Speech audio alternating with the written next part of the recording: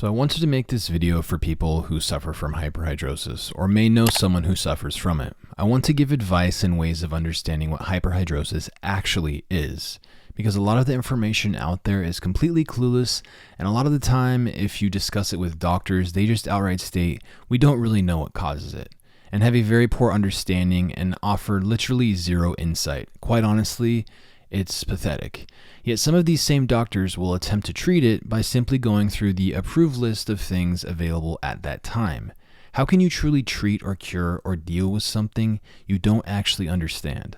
The reality is, in the most basic sense, yes, we do understand what hyperhidrosis is. Hyperhidrosis is a result of an overactive sympathetic nervous system response, the part of the autonomic nervous system in charge of the fight, flight, or freeze response.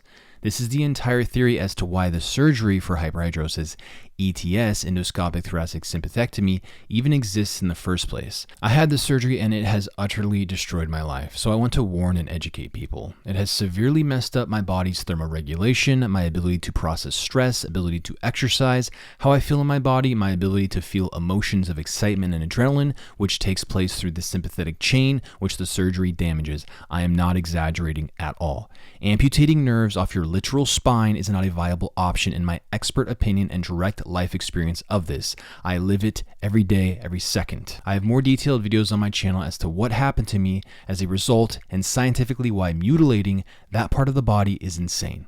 But that's not the focus of this particular video. I just have to get that in there so you have a context for who I am and why I'm making a video on this topic. But the entire reason that surgery was theoretically used in the first place is because hyperhidrosis is a result of a hyperactive sympathetic nervous system response, hence sympathectomy. That is a general explanation, as many variables and factors can contribute to a sympathetic overreactive response. Hyperhidrosis from person to person can vary drastically. Overall health, hormonal factors, genetic factors, psychological factors, psychophysiological patterns, weight, breathing patterns, alignment or misalignment of the spine, other traumas that can be residually held in the nervous system, and how your body responds to life and stimuli, etc., can all contribute to sympathetic tone, and whether or not a hyperactive nervous system response will take place chronically.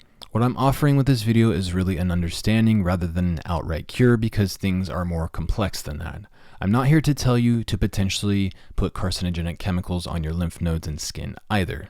If people can gain an understanding of how and why their body functions the way that it does, this can help break this cycle of hopelessness people with hyperhidrosis can get into, which I think within itself can actually make the cycle of things worse. The way the autonomic nervous system works is the sympathetic system is in charge of excitement and stress, the yang aspect of feeling, a vital component to living life, while the parasympathetic is in charge of relaxation, rest, and digest, the yin aspect of feeling. So hyperhidrosis is not only an overactive sympathetic response, but an underactive parasympathetic response or vagal tone. The vagus nerve in the throat is in charge of activating the parasympathetic system. All things which you should explore and research further. The good news is there are things that can be done to strengthen the parasympathetic system, which in turn could downregulate an overactive nervous system response, the yin to the yang. When people turn to doctors who just shrug their shoulders and say, we don't really understand it, and really there is nothing you can do to affect it besides cutting out a part of your literal spine, it leaves people powerless and blind, and that's a very bad and dangerous thing. Doctors seem to make zero effort in educating people about the basics of how their body and nervous system functions, which should be essential and at the foundation of actually helping people. If things could be done to improve hyperhidrosis by even 0.1%, then maybe there could be things done to improve it by 1% or 10%. Think back throughout your life. Was there ever moments where the hyperhidrosis wasn't so bad or wasn't there at all, at least to your awareness? I'm guessing yes. In many cases, people's hyperhidrosis can vanish during sleep. You wake up and your palms are dry. That's because the parasympathetic system is dominant when you are asleep. The times in your life where hyperhidrosis wasn't an issue, it's because your parasympathetic response was operating in a balanced way. So trying to do things to recondition your nervous system may theoretically help people's hyperhidrosis. A major thing that has gained popularity in recent years is cold water therapy and the Wim Hof breathing stuff. What cold water exposure does is activate the parasympathetic response. I assure you, if you jump into a cold pool or freezing shower, you will completely forget about your sweaty palms and be forced to focus deeply on your breathing. And again, I'm not saying that this is a magic instant cure-all. I'm just saying that there are things like this that can recondition your nervous system over time. Another thing that comes to mind is I noticed when playing video games and such, for many people it can actually make sweaty palms much worse. Until very, very recently in human history, we weren't having this hyper constant exposure to stimuli through screens. For some, the perpetual exposure to hypersensory screens could be further triggering the overactive sympathetic response, theoretically.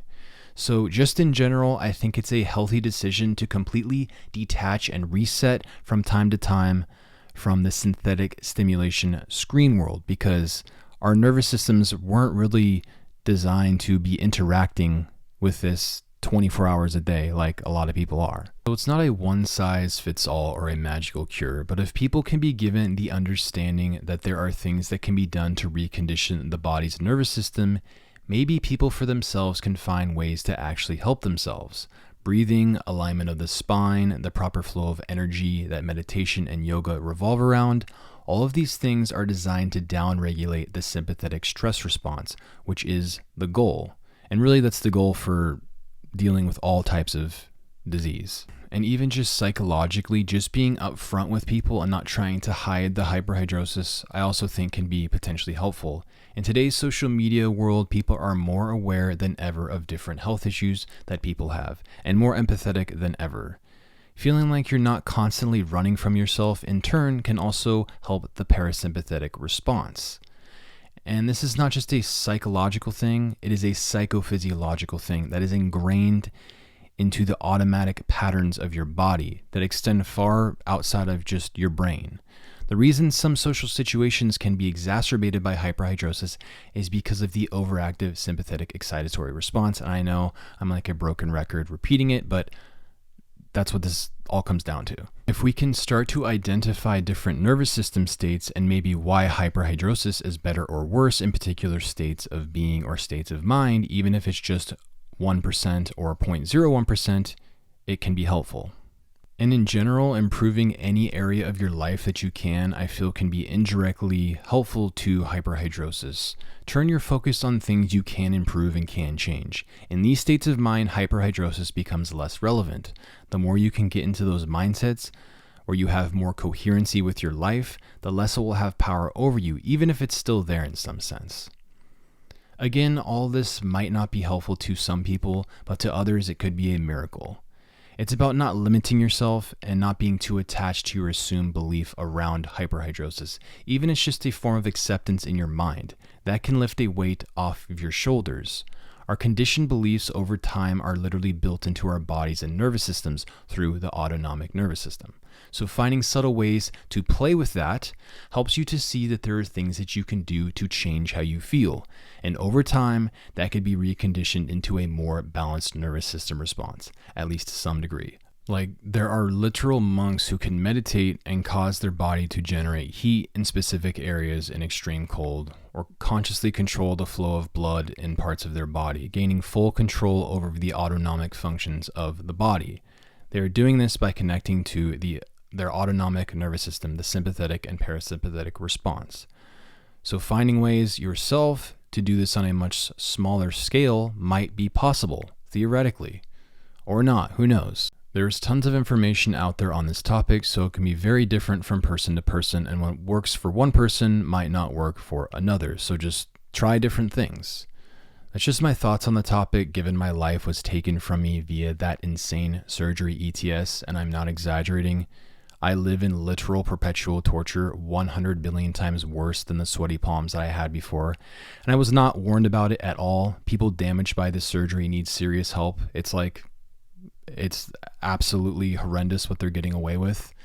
Anyways, if you found this helpful, please do what you can to share and spread awareness around this content. The continued advertisement of ETS as being safe and low risk option is a heinous act of medical fraud. If you do not think so, read the comments on all of my hyperhidrosis related videos for what people deal with now because of it. A major class action lawsuit will happen at one point or another, whether it's a year from now or 50 years from now. The amount of people that are being damaged by this continue to grow every single day, and they contact me every few days or at least once a week because of my videos that I've posted. So anyways, good luck, and thanks for watching, and bye.